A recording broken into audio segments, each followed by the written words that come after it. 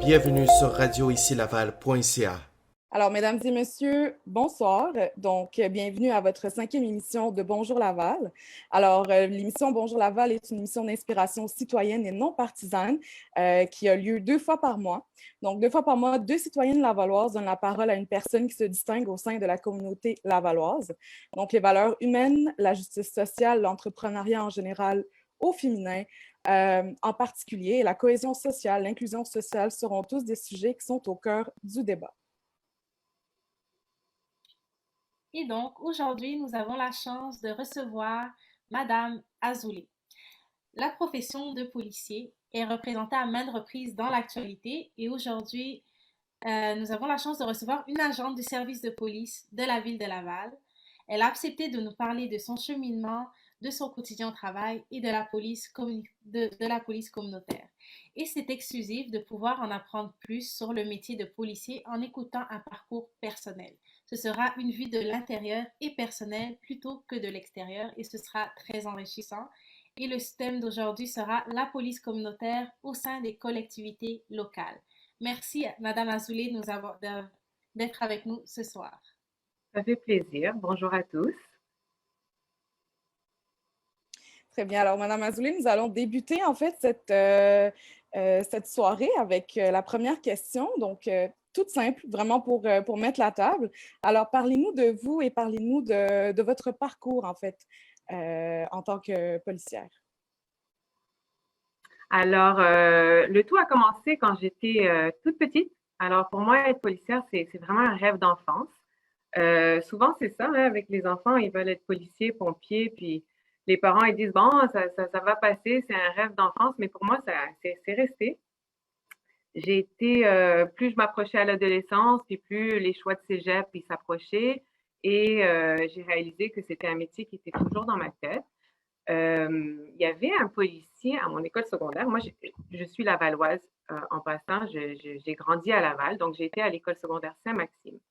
Et je me rappelle dans mon école secondaire à l'époque, il y avait un policier jeunesse. Donc lui aussi, il était agent communautaire. Et il s'appelait Maurice. Et je l'ai approché, puis je lui ai posé plein de questions sur le métier parce que j'étais très curieuse. Mon choix de cégep s'approchait. Et plus il m'en parlait, plus mes yeux pétillaient de ce métier. Il m'a même un jour proposé de faire un stage avec lui et de me promener dans la ville, de m'expliquer comment c'est et voir le métier. Alors, j'ai embarqué avec lui, on a fait le tour et waouh, c'est vraiment ce que je veux faire. Et pour aller encore plus loin, il a vu que mon intérêt était vraiment profond. Il m'a offert de faire un stage pour la police de Laval pendant un été. Donc, c'était comme un emploi étudiant où on donnait des pamphlets dans les centres d'achat pour les vols de véhicules, on faisait des visites. Donc, tout pour introduire le métier aux jeunes de la communauté. Donc, déjà en partant, j'avais l'aspect police communautaire dans mon sang parce que c'est comme ça que ça a été introduit. Et finalement, je reviens à la maison et je dis à mes parents, j'applique en tant que policière. La panique s'est installée parce que ma petite fille veut être policière, mais c'est dangereux. Puis pourquoi tu veux pas être coiffeuse ou pâtissière? Ils essayaient de me brancher dans d'autres façons de choix de carrière, pardon. Puis finalement, c'est aussi une question de culture parce que moi, mes parents sont d'origine marocaine. Donc, c'est aussi pas très commun ou presque pas du tout. Il n'y en a pas beaucoup de femmes policières d'origine marocaine au service de police, soit de Laval ou ailleurs. Donc, c'était choquant pour eux de savoir que ils ne savent pas c'est quoi le métier policier non plus. Mes parents de cette origine qui sont venus au Canada. Donc, pour eux autres, ce n'est pas nécessairement accessible à une jeune femme marocaine d'être policière. Donc, ils étaient un peu inquiets, mais toujours eu leur support et ils étaient très, très fiers de savoir que j'allais faire de moi un métier dans la police. Alors, finalement, j'ai fait mon cégep et je suis devenue policière. Non seulement je suis devenue policière, qui était mon rêve, mais j'ai été policière à Laval. Donc, j'étais très, très fière de pouvoir représenter ma communauté. J'ai grandi à Laval. Et quand je suis rentrée dans la police, et ben là, c'était mon rêve devenu une réalité. Jusqu'aujourd'hui, 15 ans plus tard, ça fait 15 ans aujourd'hui que je suis policière. Tous les jours, je rentre au travail et tous les jours, j'ai le sourire. C'est un privilège, selon moi, de faire ce que je fais. Et surtout au communautaire maintenant, parce qu'avant, j'étais plus sur la patrouille, c'est super, c'est un beau travail. Et de plus forte raison maintenant dans le communautaire, que c'est un aspect plus positif. Parce que, veut pas, quand on est sur la patrouille, ben c'est plus, on fait face à des problèmes. Les gens nous appellent quand ça va mal. Tandis qu'au communautaire, c'est beaucoup plus positif. On parle avec les gens, on fait du social, on fait de la prévention. Alors, 15 ans plus tard, je suis ici, je suis agente communautaire et c'est à peu près ça. C'est un beau parcours. Moi, je me demandais, qu'est-ce qui vous a vraiment, dès le début, quand vous étiez enfant, c'est quoi qui vous attirait quand vous voyez, par exemple, un policier, c'est quoi qui vous attirait vers ce métier?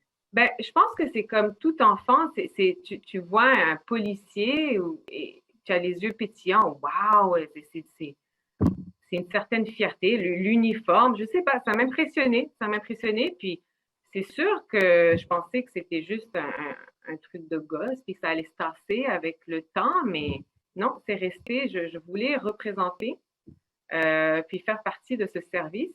Et je suis une personne qui a toujours été très juste aussi.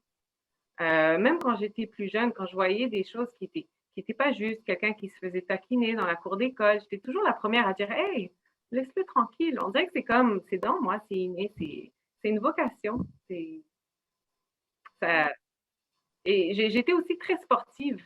Je le suis encore, mais donc ça rejoint aussi. Il faut quand même une bonne forme physique pour être policière. Puis donc, c'était un autre aspect aussi que ça me permettait de poursuivre des études, puis avoir aussi l'aspect non seulement aux études, mais d'être sportive, d'être capable de garder une bonne forme physique. Mhm. En fait, vous avez parlé un peu de votre cheminement, mais en fait, quel est le cheminement à faire pour intégrer le corps policier, donc le cheminement plutôt académique pour intégrer le corps policier? Donc, c'est 3 ans de cégep en technique policière. Puis, une fois que tu finis ta technique policière, ben, tu rentres à l'Institut national de police pour 15 semaines. Et c'est là où ce que tu vas avoir vraiment une formation au niveau plus terrain opérationnel qui te prépare pour ton travail qui t'attend au service de police de ton choix. Une fois que tu finis l'École nationale de police, on applique comme une job, comme une autre. On fait un CV, puis on applique dans certains services de police qui nous intéressent. On se fait appeler, il y a une entrevue, il y a des tests à passer aussi. Et comme je vous dis, tout au long de votre cheminement, il faut toujours garder en tête d'avoir une bonne forme physique. Parce que pour rentrer au cégep, il faut être en bonne forme. Il y a des examens physiques. Pour graduer de ta technique, il faut avoir une bonne forme physique pour faire certains. C'est une course, par exemple, de 8 km qu'il faut faire. Pour rentrer à l'Institut, encore des tests physiques. Pour sortir, encore des tests physiques. Et pour rentrer au service de police, encore des tests physiques. Donc, ça nous suit. Alors, c'est ça, c'est 3 ans de cégep, l'Institut de police 15 semaines, puis ensuite, ben, on applique au service de police qui nous intéresse. Et dans votre parcours, quand vous étiez étudiante jusqu'à maintenant, est-ce que vous trouvez qu'il y avait que c'est égal au niveau des femmes et des hommes, qu'il y en a autant que les femmes, ou il y a un peu, c'est majoritairement masculin? Je dirais qu'on n'est pas encore rendu, mais on a fait un bon chemin. Selon moi, j'ai pas les statistiques, mais je pense qu'on est à peu près, ça doit être, pas sûr, ben, peut-être 35% femmes. On n'est pas 50-50, mais Ouais. pas pour la raison qu'on n'est pas accepté ou on a un désavantage. C'est pas le cas. Il y a peut-être juste une question de moins d'application au niveau du côté des femmes, mais on est très bien accueillis. C'est égal. Il y a beaucoup de partenaires parce que quand on est sur la route, on travaille avec un partenaire. Il y a beaucoup de duos qu'on appelle hommes-femmes. Ça se complimente très, très bien. Moi, personnellement, j'ai travaillé avec mon partenaire était un homme et On n'a jamais eu de problème. Au contraire, c'est un énorme avantage et c'est très bien accueilli. Mhm. Moi, ça me rappelle un peu quand j'étais jeune, j'avais une collègue, elle avait mon âge, on avait 15 ans. On parlait de nos métiers quand elle m'a dit elle voulait devenir policière. Je lui posais beaucoup de questions. J'étais tellement surprise. Mais tu sais, avec le temps, j'ai grandi, j'ai compris que il peut y avoir des policières aussi, bien sûr, et que il y en aura plus avec le temps. Et par exemple, le métier de policier, c'est quoi les qualités pour être un bon policier, vous pensez? Écoutez, il y en a plusieurs, mais essentiellement, et bien évidemment, il faut être intègre et très honnête, hein, parce qu'on s'entend qu'on fait affaire avec, il y a des gens qui nous font confiance. Il faut être capable de garder cette confiance des citoyens, d'essayer de la chercher le plus possible aussi, être intègre. Mais selon moi, avoir un bon esprit d'équipe aussi, c'est très important parce qu'on travaille sur une équipe de travail, on est à peu près 35 policiers. Et quand il y a un événement qui survient sur le territoire, c'est pas toi qui vas régler le problème tout seul avec ton partenaire, c'est vraiment un travail d'équipe. Donc, d'être capable de travailler en équipe avec ton, c'est comme ça qu'on va avoir du succès puis essayer de résoudre des problèmes. Puis, selon moi, personnellement, une des qualités les plus importantes qui m'a beaucoup aidé dans ma carrière personnellement, c'est l'écoute. L'écoute et la patience d'écouter. Donc, un vient avec l'autre. Parce que quand tu rencontres quelqu'un qui appelle au 911, normalement, c'est parce que ça ne va pas bien. Alors, on se déplace, c'est quelqu'un qui est en situation soit de crise, de détresse. Il veut parler, il a besoin d'aide. S'il nous appelle, c'est parce qu'il a besoin d'aide. Alors, quand on se déplace, ben, c'est important d'écouter cette personne. Et en écoutant cette personne, tu vas bien identifier le problème. Tu vas peut-être avoir des indices. Peut-être que ça va mener une enquête. Et tu vas être capable de bien cibler le besoin de la personne et de lui trouver les bonnes ressources pour l'envoyer quelque part.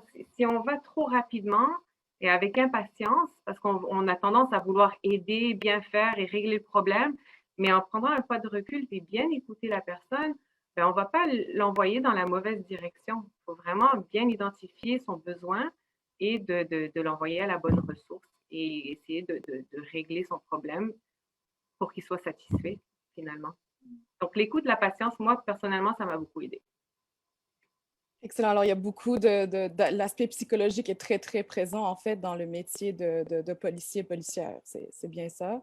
Oui, bien sûr, bien Est-ce sûr. que c'est quelque chose que vous développez, en fait, avec le temps ou c'est quelque chose qui est, en fait, qui est inné dans la formation académique que vous avez? Non, écoutez, c'est sûr qu'ils nous coachent et ils essaient de nous guider, puis ils nous préparent du mieux qu'ils peuvent, mais quoi de mieux que de l'expérience terrain? Hein? Alors, un policier de quelques mois d'expérience à comparer à un policier ou policière de 7-10 ans, pas du tout le même cheminement. Puis effectivement, l'expérience amène beaucoup, beaucoup, beaucoup de facilité à faire ton travail parce que tu en apprends au fur et à mesure, on apprend de plus en plus et c'est une différente façon de travailler. Absolument. Alors, en fait, on va passer en fait en lien avec la police communautaire. Donc, est-ce que vous pouvez nous expliquer en fait qu'est-ce que la police communautaire et ce serait quoi en fait l'historique de cette police-là? C'est pas une police qui est très, très connue. Donc, qu'est-ce que c'est? L'historique de la police communautaire, ben, je vais simplement dire que on a vu la police communautaire se démontrer plus dans les années 90. Puis, c'est une approche qui se distingue d'une approche traditionnelle, qui est plutôt réactive, par sa façon d'aborder les problèmes. Alors, elle vise à réduire la criminalité en s'attaquant à ses causes réelles afin de trouver des solutions durables et peut-être permanentes. Donc, on parle beaucoup de résolution de problèmes sur le long terme. Donc, elle contribue à créer des milieux de vie sécuritaires et augmenter le sentiment de sécurité des citoyens. Il y a 4 facettes de l'approche communautaire, si on veut, dont un, c'est le rapprochement. Donc, c'est-à-dire aller vers la communauté, identifier leurs préoccupations, ce qui est très important, et avoir une meilleure connaissance de la communauté, ce qui en fait réduit le sentiment d'insécurité et augmente la confiance des citoyens. C'est pour ça que souvent, vous allez nous voir puis on veut s'intégrer dans les festivals, dans les parcs, dans les fêtes de quartier. Le but, c'est de permettre aux citoyens de nous approcher, parce que c'est pas tous les jours que tu peux parler avec un policier. Tu vas pas. Il y a des gens, ils n'osent pas appeler au 911 juste pour poser des questions, puis c'est normal, puis le 911, c'est pas fait pour ça de toute façon. Mais ça permet aux citoyens d'approcher une policière, puis de parler de mon métier. Et en parlant, sa perception, OK, la police est approchable. Ça crée un lien de confiance. Puis, il peut me parler de son problème aussi. Il y a des gens qui n'osent pas appeler au 911, même quand c'est des problèmes réels. Donc, monsieur qui vient me voir au parc, il me dit « Ah, vous savez, moi j'habite sur telle rue, il y a beaucoup de vitesse. J'ai jamais osé appeler au 911 parce que je sais que vous êtes très occupé. Mais est-ce que vous pensez que c'est quelque chose que vous pouvez m'aider? Est-ce qu'il y a des solutions à ça? » Et oui, bien sûr. Alors, ce citoyen était insatisfait du service juste parce que on n'a jamais été mis au courant de la situation. Donc, on va se déplacer, soit que je lui demande d'appeler au 911 pour faire déplacer quelqu'un, ou soit que je vais dire, monsieur, je prends votre plainte en note et je m'en occupe personnellement. Je vais me déplacer sur les lieux, puis je vais aller essayer d'identifier le problème, analyser, puis trouver une solution pour notre citoyen. Donc, juste le rapprochement avec la communauté, puis être capable d'échanger, ça change la perception des citoyens, puis ça augmente leur confiance de sécurité. C'est ça le but. Ensuite, on va travailler beaucoup en partenariat. Alors, on va essayer le plus possible, on va avoir des liens avec des organismes lavallois pour élargir nos champs d'expertise et nos compétences. Donc, partager avec les différents organismes disponibles sur le territoire et partager nos connaissances et nos expertises. Non seulement le partage de connaissances, mais aussi pour résoudre un problème, on ne peut pas le faire tout seul. Donc, on a besoin d'aide des organismes. Comme, par exemple, si j'ai un problème de graffiti dans un parc, je vous donne un exemple vite comme ça, là. J'espère qu'il va marcher. Puis, on se plaint d'un problème de graffiti dans un parc. Bon, OK, on va se déplacer, on va analyser le problème. Qu'est-ce qu'on peut faire pour résoudre le problème long terme? Encore la façon police communautaire. Pas juste sur le moment, on va les laver puis on s'en va. Et ça va recommencer. Alors, on fait quoi? Est-ce qu'on peut travailler avec les travaux publics pour essayer de mettre une lumière pour que ça soit moins, que les gens soient plus visibles? Peut-être qu'ils vont moins avoir tendance à faire des délits. Est-ce qu'on peut demander au chauffeur d'autobus de la STL, lui, sûrement qui passe à peu près une quinzaine de fois dans son shift, de l'aviser de la problématique et de lui mentionner de nous aviser, d'appeler au 911 si jamais il voit un comportement suspect à cette place-ci. Donc, vous voyez, c'est vraiment de travailler ensemble dans la communauté pour résoudre un problème. Puis ensuite, ça se répète souvent, la résolution de problèmes. Donc, un patrouilleur qui reçoit un appel au 911, lui, son but, c'est de se déplacer puis trouver une solution rapide pour satisfaire le citoyen parce qu'il a appelé au 911. Il a besoin qu'un problème se règle. Le patrouilleur va se déplacer, il va régler le problème, il va partir, il va passer à un autre appel. Le lendemain, la même personne appelle parce que ça a recommencé. Ben là, c'est un autre patrouilleur qui se déplace. On recommence. Monsieur doit répéter son histoire. On va, encore une fois, trouver un problème sur le moment présent. Il va se tourner, il va répondre à un autre appel. Tandis que l'approche communautaire, on va se déplacer, puis on va vraiment faire une analyse du problème. Pourquoi est-ce que vous éprouvez ce problème? Puis qu'est-ce qu'on peut faire pour pas que vous rappelez demain? On veut le régler long terme, permanent. Donc, on va faire une bonne analyse, puis encore, on va essayer de trouver une solution durable. Et finalement, on travaille en prévention. Donc, on essaye le plus possible d'anticiper et prévenir le crime. Alors, souvent, vous allez nous voir dans les écoles avec les jeunes. On va essayer de leur parler des problèmes qu'ils peuvent avoir sur différents sujets. Présentement, un sujet qui est hot, c'est le sexting. Je ne sais pas si ça vous dit quelque chose. Ils s'envoient des photos osées. Peut-être des fois, c'est un peu plus qu'osé. Et il y a des conséquences à ça. Donc, on va se déplacer, on va leur parler. Ou les personnes aînées, statistiquement, ils sont reconnus à être victimes de fraude plus que d'autres. Donc, on va se déplacer, les rencontrer, faire de la prévention. Comment est-ce que ne pas vous faire avoir par un fraudeur, quoi faire, quoi ne pas faire, quand signaler. Donc, la prévention aussi, ça porte une grosse partie sur la police communautaire. Alors, en fait, c'est vraiment un travail de concertation. Donc, c'est avec tous les pans de la société, dans le fond, que la police communautaire travaille. Donc, avec les citoyens et citoyennes, les écoles, les organismes. Donc, vous êtes vraiment en Exactement. concertation. Donc, encore pour faire un résumé, c'est le rapprochement, aller vers la communauté, se rendre accessible, le partenariat, travailler en équipe avec les organismes, la résolution de problèmes, de ne pas juste mettre un plaster puis passer à un autre, c'est vraiment de trouver une solution durable. Et la prévention, ben, essayer de prévenir avant que ça arrive, qui est différente de la police traditionnelle réactive parce qu'on se déplace quand c'est déjà trop tard, malheureusement. Alors, la police communautaire, elle a comme mission de faire beaucoup de prévention. Ouais. Je trouve que c'est super cette approche-là parce que c'est certain que, par exemple, j'ai vu vos initiatives aussi avec la vie, je vous ai vu aussi au sommet de la diversité et de l'inclusion, le travail que vous avez fait. Et je pense que ça porte fruit et que par exemple, les jeunes sont plus à l'aise de venir vous parler, là, que ça brise les mauvaises perceptions des fois. Oui, j'espère. Ouais. C'est notre but. Et à quel moment cette initiative d'avoir une police communautaire, ça a commencé? À quel moment ça a été comme introduite dans la société québécoise? Est-ce que c'était plus une demande des citoyens et citoyennes ou c'était plutôt un besoin sociétal? Selon moi, c'est plus une approche qui est venue des États-Unis et qui a fait son apparence dans les années 90 au Québec. Et c'est un système, selon moi, qui fonctionne. Je crois dans la police communautaire. La police réactive traditionnelle, on a besoin, on aura toujours besoin.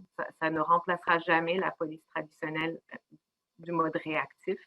Mais les deux ensemble, on espère avoir le meilleur des deux mondes. Alors, on a une police qui s'en va vers la communauté, qui fait de la prévention, qui est là pour résoudre le problème à long terme. Puis, on a la police réactive qui, ben, des fois, il faut ça. Hein, il faut quand même donner des constats d'infraction. Il faut amener les auteurs de crimes en justice. Et donc, les deux ensemble fait que ça devient un service de police qui est complet.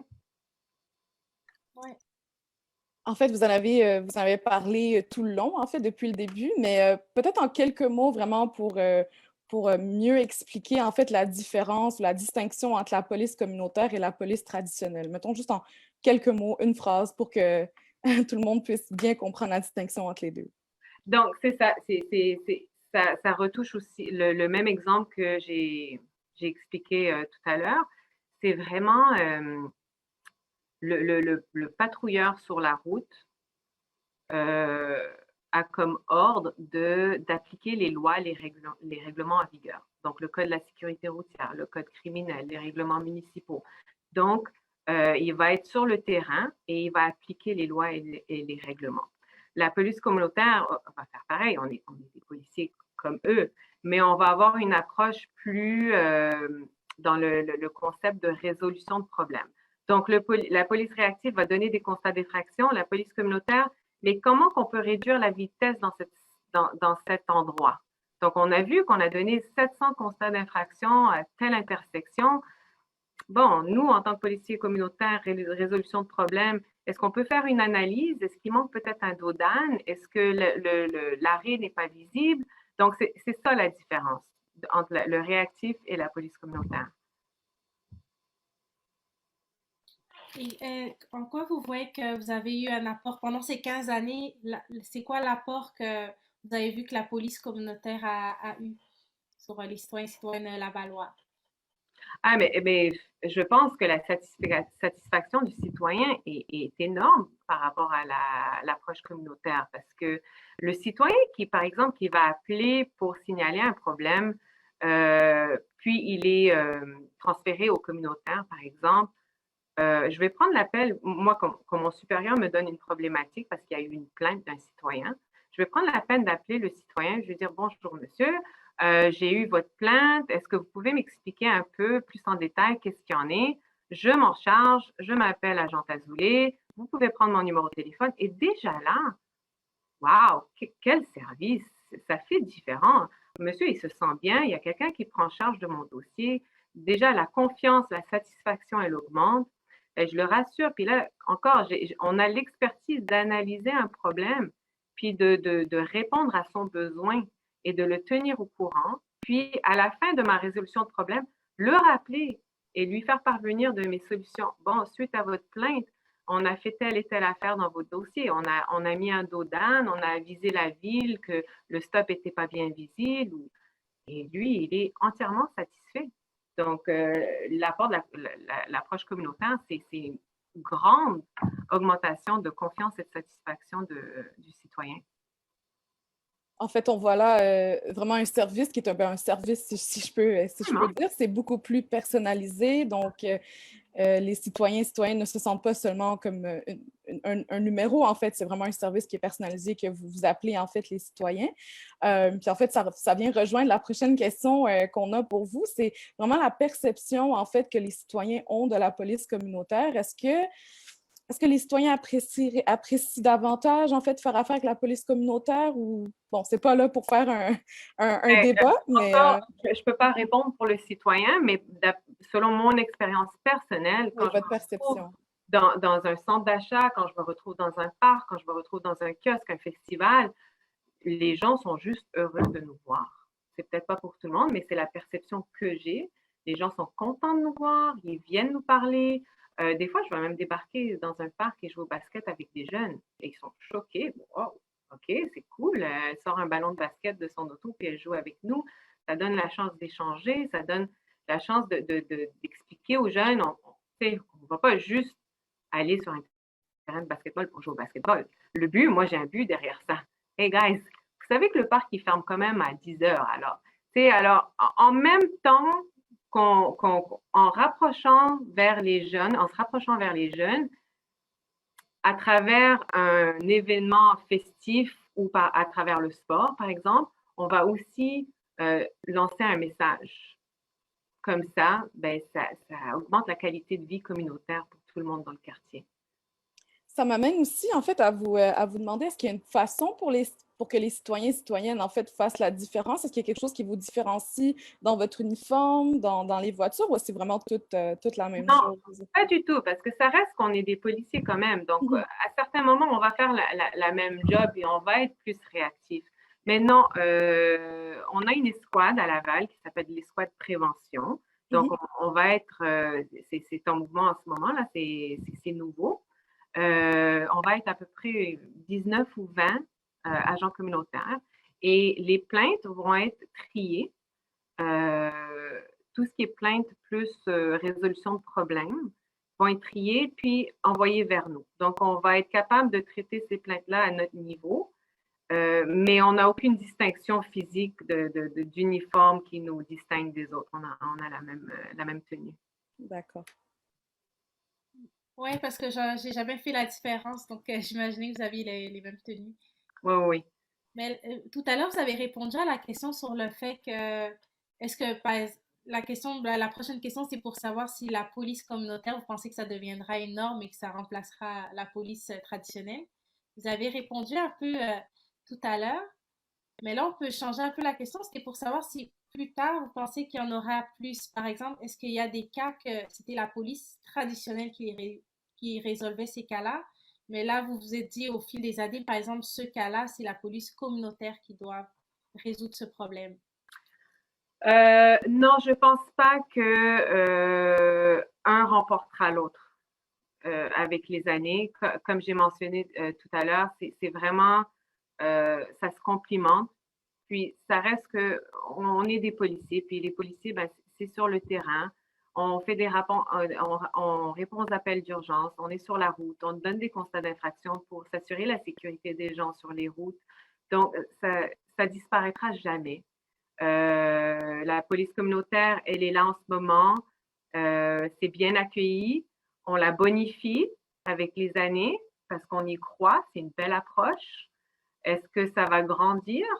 Peut-être, mais ça va jamais remporter la police traditionnelle, selon moi. Je penserais pas, ça serait pas, je pense pas.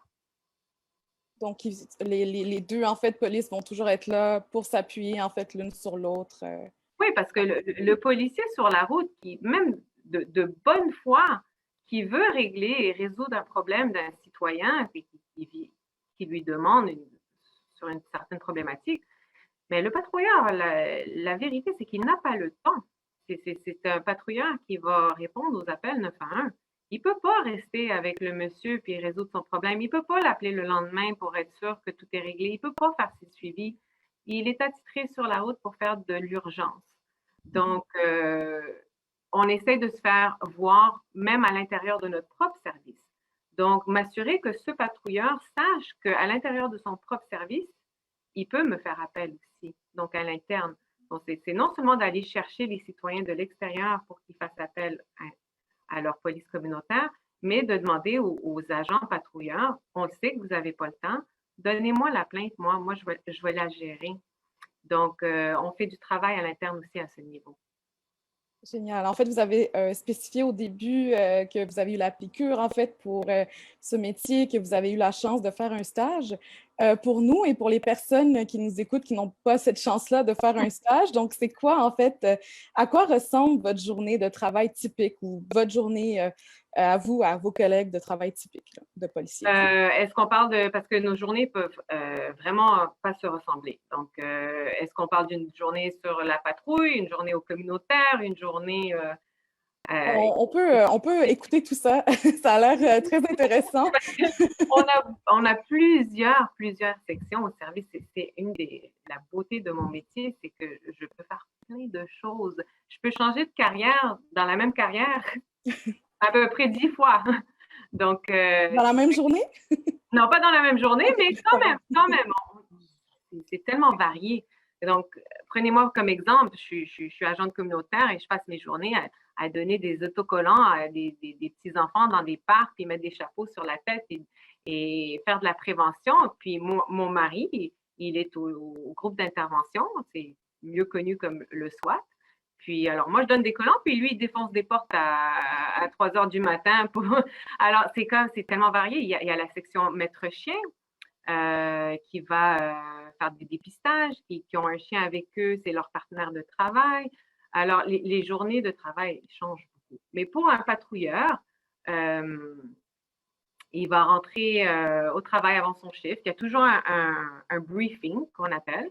Donc, on s'assoit ensemble, c'est 35 patrouilleurs. Et il y a le sergent qui va accueillir tout le monde avant leur shift, à chaque avant de shift. Puis, on va faire un échange d'informations. Alors, il y a tel événement qui est survenu pendant la nuit, on cherche tel suspect, on aimerait que vous fassiez une surveillance parce qu'il y a eu beaucoup de plaintes dans un tel secteur pour des vols dans véhicules. Fait que, bref, c'est un échange d'informations. Suite au briefing, ben, le policier, il prend son sac patrouille, il embarque sur la route avec son partenaire et ils font la réponse d'appel. Donc, ils attendent à recevoir des appels du 911. Et lorsqu'il n'y a pas d'appel, ben, ils font de la patrouille. Ils font de la surveillance, ils font de la présence, s'assurent du code de la sécurité routière, donner des constats d'infraction quand ils voient des infractions. Puis, à la fin du shift, ben, c'est ça, tu rentres et tu enlèves ta chemise de police, tu recommences le lendemain. Mais on ne sait pas qu'est-ce qui nous attend. Il n'y a pas une journée qui est pareille. Mais la base, c'est ça. Puis moi, en tant qu'agente communautaire, je vais passer beaucoup de temps dans les festivals. Je vais passer en été, avant COVID, on avait des fêtes, et des fêtes de quartier. Ça me manque. Ça a déjà existé. Oui. Alors, je passais beaucoup de temps dans les parcs, dans les festivals, les fêtes de quartier, dans les écoles. Même ça a été stand-by. On n'en fait pas cette année. On faisait des présentations auprès des jeunes. On faisait de la prévention avec les personnes âgées. Encore, on va organiser des événements sportifs dans le but de faire un rapprochement. Donc, tous les jours, pour moi aussi, c'est différent. Aujourd'hui, je fais une entrevue avec vous, chose que une policière, je ne suis pas habituée à faire des entrevues. Alors, c'est une nouvelle expérience pour moi. Donc, tous les jours est différent. Il y a pas une journée qui est pareille dans ce métier. Mais pour le futur policier ou la policière qui nous écoute, c'est quoi qui est le plus intéressant comme journée, comme activité à faire en tant que policier? Ah, mais c'est tellement personnel à chacun parce que ce que moi, je vais avoir un intérêt est pas pareil pour la personne à côté.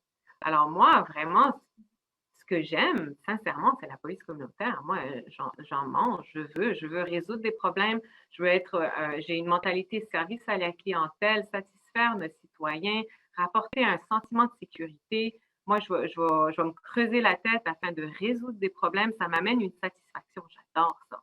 Puis pour quelqu'un d'autre, ben ça peut être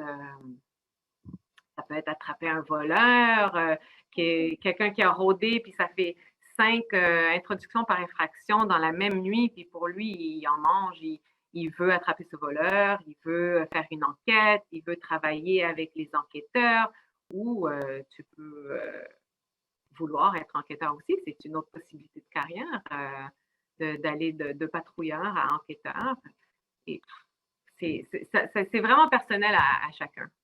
En fait, il y en a vraiment pour tous les goûts, tous les intérêts au niveau de cette carrière-là.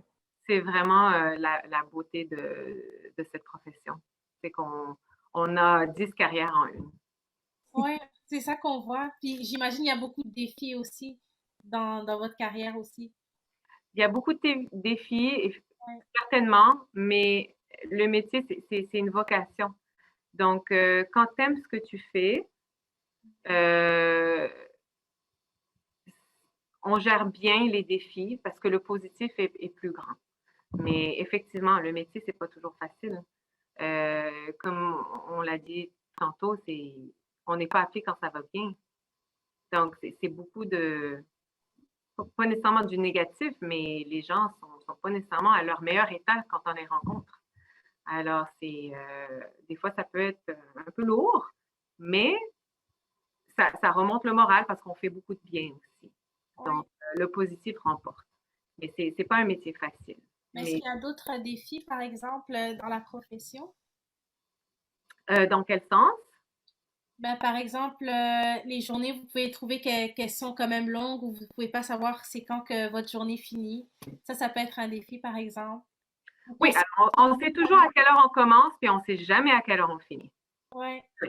Parce que avant 15 minutes, avant la fin de ton chiffre, ben, tu peux recevoir un appel et là, on est appelé à répondre à un appel. On ne peut pas dire, ah non, je finis. Alors. Mais comment la jeune maman policière, elle peut faire pour concilier les deux? Ça, c'était un moment très difficile dans ma vie. Je vous dirais que j'ai rêvé d'être policière, je me suis jamais mis en doute et aujourd'hui, j'ai aucun doute que je suis à ma place. Mais quand je suis devenue maman, les priorités ont changé. Mon retour de congé de maternité, j'ai fait comme, ouh, il était dur. Et on est hormonal. Et là, j'ai rencontré une personne en détresse. Je me suis mis à pleurer. Ça change beaucoup, mais on reprend la façon, puis on se retrouve. Mais il y a beaucoup d'enjeux familiales, c'est pas facile. Et comme j'ai mentionné, c'est la vérité, mon conjoint est policier aussi. Alors, lui aussi, il fait des heures irrégulières. Heureusement pour moi, je suis très bien entourée, mes parents, mes beaux-parents, la famille, mon frère. Donc, ça va bien à ce niveau-là. Mais je te dirais que j'étais pas toujours à l'aise de ne pas rentrer à la maison pour faire le bain de mes enfants, puis leur faire un bisou pour bonne nuit. Ça a été difficile, mais on s'habitue, puis on aime ce qu'on fait. Je les changerai pas. J'ai eu un moment là où ça a été difficile parce qu'ils étaient bébés encore là, mais une chance que j'ai pas laissé tomber. Tout est retour à la normale. Comme on dit, une maman heureuse, les enfants sont heureux aussi. Oui, effectivement. Ouais. En fait, avoir de l'aide et tout ça, donc ça vous a aidé, donc ça vous a vraiment facilité la tâche de rester, de faire votre travail. Est-ce qu'il y aurait, puis vous avez eu en fait un bel entourage, donc comme on dit, it takes a village pour quand il y a des enfants. Est-ce que vous avez été très chanceuse en lien avec ça? Est-ce qu'il y a d'autres personnes, d'autres femmes qui ont dû renoncer malheureusement à leur carrière ou Est-ce que c'est un choix c'est un choix qui se porte pour chacune des femmes qui deviennent mamans, qui sont policières, ou c'est quelque chose de rare? Je dirais que probablement c'est quelque chose qui concerne beaucoup les mamans, mais on est bien entouré de nos hommes aussi, hein, Envers 21. Donc, mon mari était autant présent dans ce partenariat. On retourne dans le partenariat, it takes a village, même dans notre vie personnelle. Papa était très présent aussi, puis c'est la façon de 2021, hein? Donc, heureusement que les hommes sont super présents avec nous. On a été capable de gérer notre horaire d'une façon à ce que, bon, OK, est-ce que tu es plus disponible? Est-ce que je le suis? Puis, il a autant fait de sacrifices et, que moi, finalement.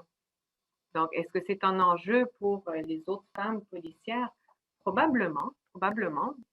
Mais j'en connais aucune où ce que ça a été, au point où ce que ça a été un problème dans leur carrière. Puis, on s'entend aussi on est bien entouré au niveau de nos supérieurs, le service.